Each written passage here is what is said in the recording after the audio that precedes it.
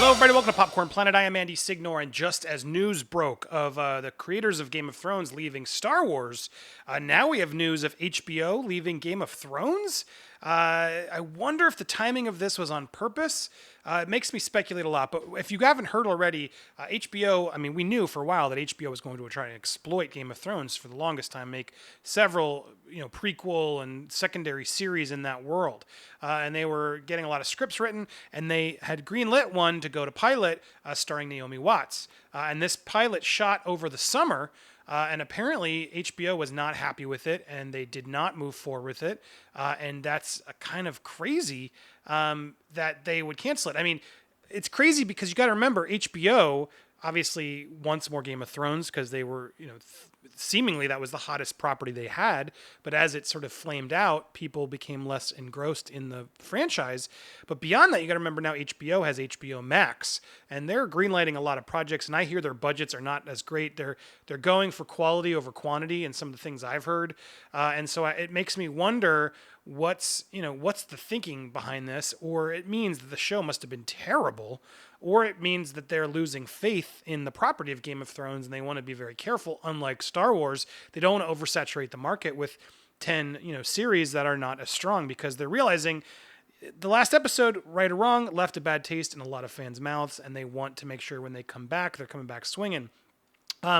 So anyway, this pilot was done by Jane Goldman. So it was an untitled prequel. It was said to focus on the Age of Heroes, the first ever battle between Man and White Walker. The prequel, which had filmed over the summer, will not be advancing to series. We've confirmed through Hollywood Reporter. According to sources, Goldman emailed the cast to share the news. HBO, as it typically does on projects in development, declined comment. The news comes shortly after word of HBO nearing a deal to produce a second pilot based in the world of Game of Thrones from the minds of author George R. R. Martin and Ryan Condal. The series is said to be a focus on the reign of Targaryen's kings in the lead up to the events of Game of Thrones, aligning the vision of the project more closely to the days of Jon Snow and Daenerys Targaryen than the now scrapped Naomi Watts-starring prequel, though still a quite bit earlier than the events of the Emmy-winning HBO series, which wrapped in the final season. Following the series finale in May, we talked for an update for the next iteration of Thrones. His response was, "We're shooting the pilot in June. You can do the math and figure out when it would be on air. What I'm not doing is working backwards by saying this has to be on the air by this date. We want to do the best show possible. This is a pilot, so we're doing it the old-fashioned way, which is shooting a pilot. My expectation is it will be great, and we'll move forward, and it'll move along on a regular TV timetable. I don't want to speculate any dates." Featuring a sprawling cast, including Miranda Richardson, Joshua Whitehouse, blah, blah, blah, blah, blah. The untitled prequel was said to take place during the Age of Heroes, thousands of years before the events of Thrones. In this period, Westeros history, the Seven Kingdoms weren't even a twinkle in the eyes. As the continent was separated into dozens of their own kingdoms.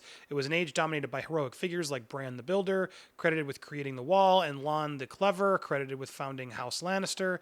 HBO's logline added, "Only one thing is for sure, from the horrifying secrets of Westeros history to the true origin of the White Walkers, the mysteries of East to the Starks of legend.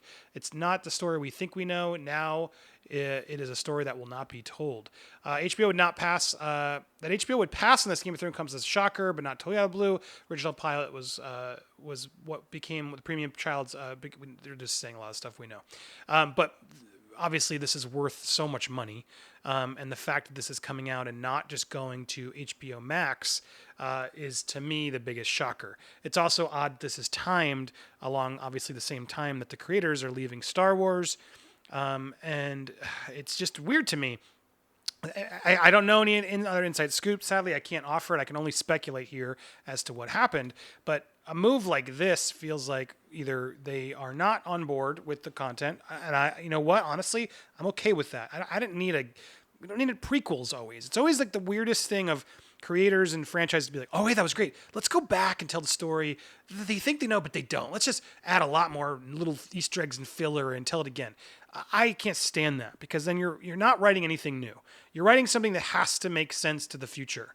And then we know where it goes. And sure, you can still surprise us and do some cool stuff potentially. Why? Just go do it. Westeros is a big place. I would rather see a sequel series that's sort of the life after that. I would rather see something generations down where the stuff of what happened is sort of stuff of legend that we know is true, but now they're trying to build their own legend. Why not move forward? It just doesn't make sense. Now, it's tough because the world of George R. R. Martin, that's why we sort of were there, and now people are disappointed in his ending. which we haven't read yet, granted, but he did give them the ending that they tried to sort of match into the story of the TV show.